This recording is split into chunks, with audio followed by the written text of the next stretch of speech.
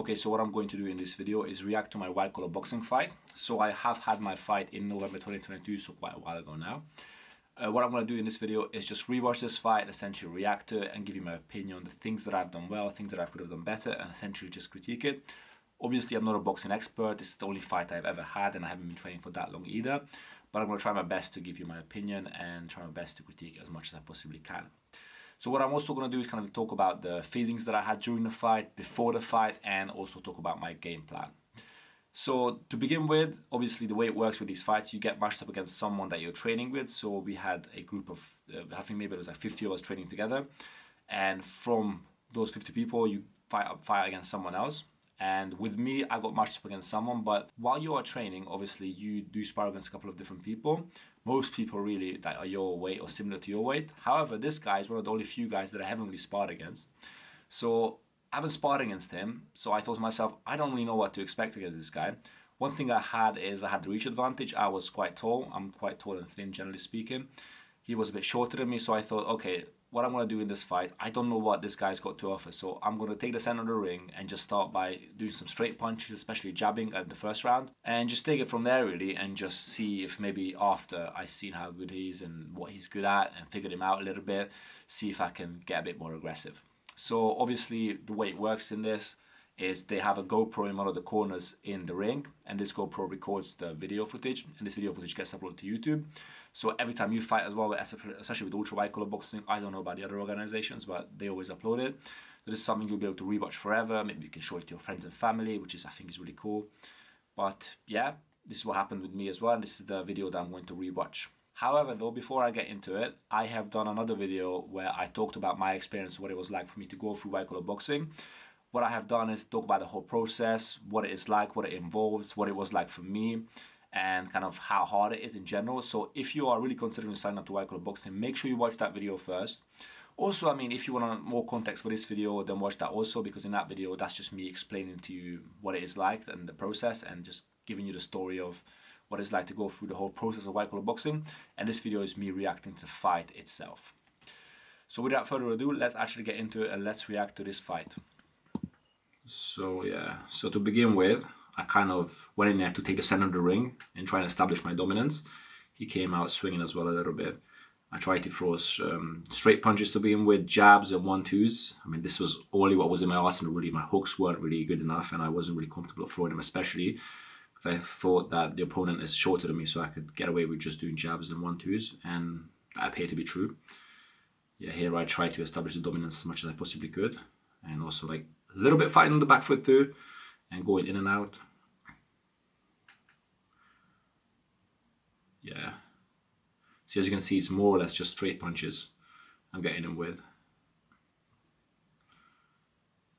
Yeah, and the technique is pretty bad as well. I mean, often it goes out the window when it comes to compared to training. I mean, you train, you learn a lot of things, but a lot of it will go out the window, especially in your first fight, because the adrenaline just takes over you. As you can see, this is what happened for me as well. And the intensity that I'm putting in here is way too much. I shouldn't be doing this. There's no way I'll be able to keep this up for a very long time. I mean, if it was a longer fight, I would be in trouble, big trouble. Yeah, as you can see, I started getting to him at this point and started hitting him with a couple of good shots. But still, these shots weren't very powerful. Oh, this technique is so, look at me. Oh, this is crazy. I'm just throwing. There's no venom in these shots. It's more just quantity over quality. I guess you could say that. But yeah, I'm just kind of hunting him down. And I'm exhausted by now. It's only been like a minute into the fight. I'm already exhausted. That says it all. No, it's... yeah, it's just the adrenaline. Yeah, but he was already in the back foot at this point. Getting with a few shots as well. And yeah, here I got him a couple of times. So the referee did a standing count for him. With these white collar boxing fights, because all of us are, well, people that do this are normally it's their first fight. They're amateurs, so they try to make sure that people don't really get hurt, so they do a lot of standing counts. Of course, they have the 16-ounce gloves. They have a head guard, so, I mean, things can still go wrong. I mean, the other day I heard that someone died in one of these fights, in one of these boxing events. But they try to make it as safe as possible, which it still makes it an amazing and really rewarding experience in general. So yeah, the referee counted. Gave him a little standing count. And as you can see, I'm puffing and huffing. I'm so exhausted. In one round, and I had good cardio as well, which makes it even more even worse. And he sort of recovered a little bit better as well. He went out swinging.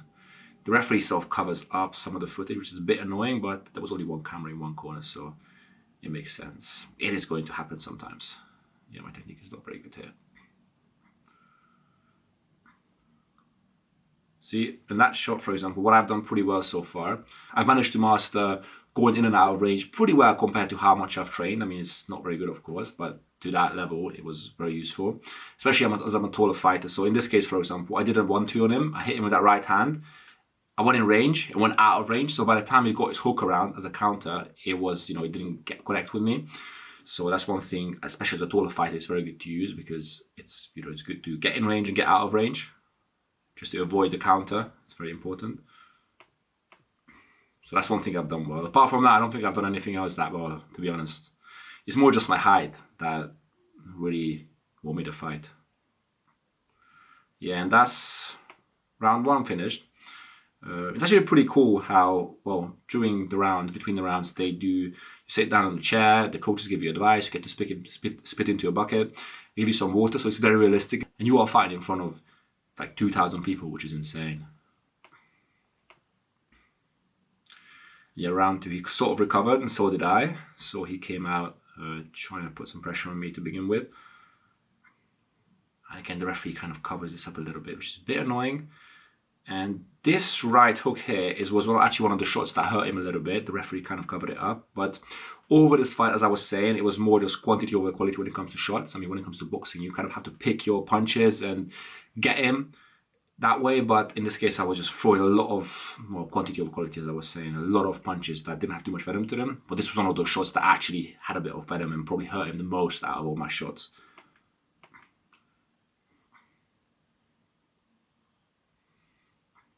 Yeah, in this case, and I hit it with the right hand, and I think, and then this was, yeah, in this case, it was a mix of him taking the knee and me hurting him. I don't think I hurt him that much. It was more like he just didn't really see the point. He was pretty exhausted as well. So he kind of took the knee, and the referee gave him a count, as you can see.